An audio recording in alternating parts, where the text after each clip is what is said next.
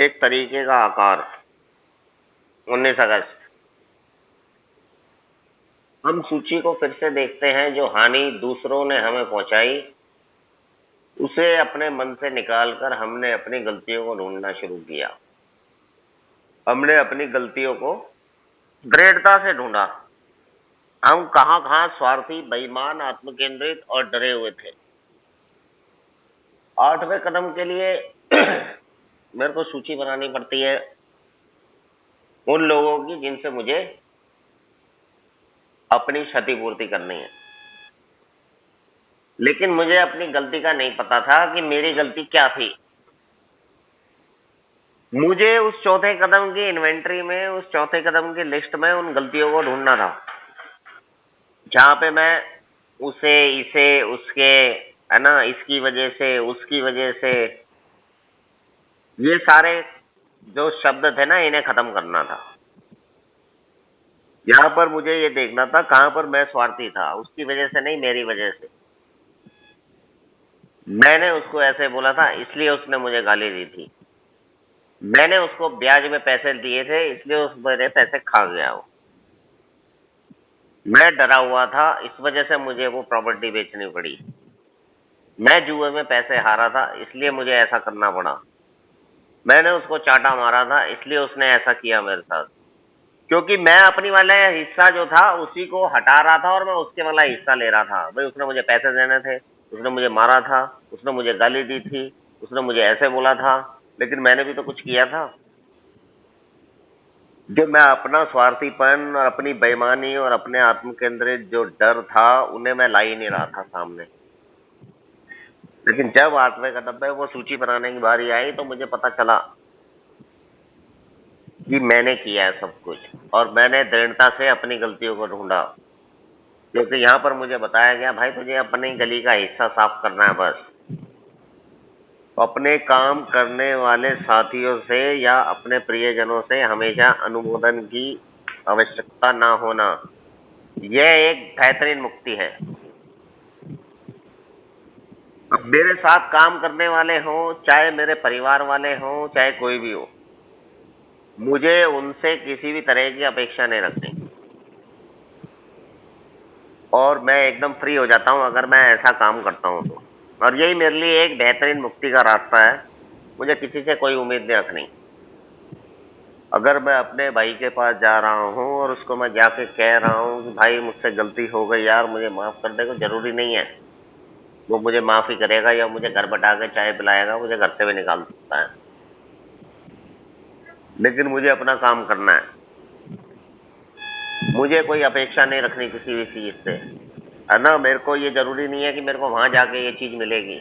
मैं किसी को राम राम दूंगा तो मुझे राम राम मिलेगी, कोई जरूरी नहीं है। और इस कदम के बारे में, काश मुझे इस कदम के बारे में पहले पता होता, क्योंकि जब एक बार मैंने इस तरह के तरीके के आकार को विकसित किया तो मैं अगला सही काम कर सका। जब मुझे पता चला मेरी गलतियों का, जब मैंने अपनी गलतियों को ढूंढा, जब मैंने उसका पार्ट छोड़ के अपने पार्ट को देखा, मैं कहाँ पे स्वार्थी था, मैं कहाँ पे बेईमान था, इस तरह के तरीके को मैंने विकसित किया। इस तरह से अपने आप को मैंने आकार दिया कि मेरा क्या रोल है इसमें। मैंने यहाँ पर उसकी नजर से देखना शुरू किया। मैंने अपना रोल देखना शुरू किया कि मेरा क्या रोल था, मैंने क्या किया था, किस वजह से मुझे गुस्सा आया था उसके ऊपर, किस वजह से मैंने उसको चांटा मारा था, किस वजह से मैं जेल गया था, मैंने क्या किया था उसमें। मैंने अपने स्वार्थीपन को देखा, मैंने अपनी बेईमानी देखी, मैंने अपना आत्मकेंद्रितपन देखा। क्योंकि इसके बाद मुझे अगला जो सही काम था वो करना था। इसके बाद मुझे 8वें के बाद मुझे 9वां कदम करना है। मुझे 9वें कदम में डायरेक्ट जाना है उस इंसान के पास जहाँ पे मैं अपनी गलतियों को स्वीकार करूंगा। तो इस तरीके के आकार को मैंने विकसित किया तो मैं अगला सही काम कर सका। अपना आने वाला कदम मैं बड़े आसानी से कर सका जब मुझे मेरी गलतियों का पता चल गया कि मेरे अंदर अहंकार था, मेरे अंदर गुस्सा था, मेरे अंदर बेईमानी थी, मेरे अंदर नाराजगी थी, मेरे अंदर लालच था। यह जानते हुए कि परिस्थितियों के मुताबिक कार्य होता है और यह सही है, और जो परिस्थितियां हैं उन परिस्थितियों के मुताबिक ही काम होगा। आज अगर मैं करोड़पति नहीं हूं और पहले मैं करोड़पति था तो जरूरी नहीं है कि आज भी वो मेरी करोड़पति वाली इज्जत होगी। जो परिस्थितियां हैं उसी के मुताबिक ही काम होगा और वो सही होगा, क्योंकि आज और अभी को मुझे स्वीकार करने का पड़ेगा। मैं आज जो हूं, जैसा हूं, जिसी तरीके का हूं, अगर मैं आज और अभी में अपने आप को स्वीकार कर लेता हूं तो मेरे को ज्यादा परेशानी नहीं होती, क्योंकि कल में रहता हूं तो मुझे दिक्कत रहती है और आने वाले कल में रहता हूं तो मुझे दिक्कत होती है। दोनों तरफ मुझे डर लगते हैं। बीते हुए कल को देखता हूं तो ऐसा लगता है यार कितना मैंने नुकसान कर दिया, ऐसा नहीं करना चाहिए था, अब आगे मैं क्या करूंगा, सब बेकार हो गया। आने वाले कल को देखता हूं आगे क्या होगा, कैसे होगा। जब मैं दो कलों में रहता हूं तो मैं बिल्कुल डरा हुआ रहता हूं, लेकिन मैं आज में और अभी में रहता हूं तो मैं ईश्वर के प्रति आभारी रहता हूं, अब भाइयों के प्रति आभारी रहता हूं, क्योंकि आज का जो दिन है वो मैं देखने के लिए जिंदा ही नहीं था।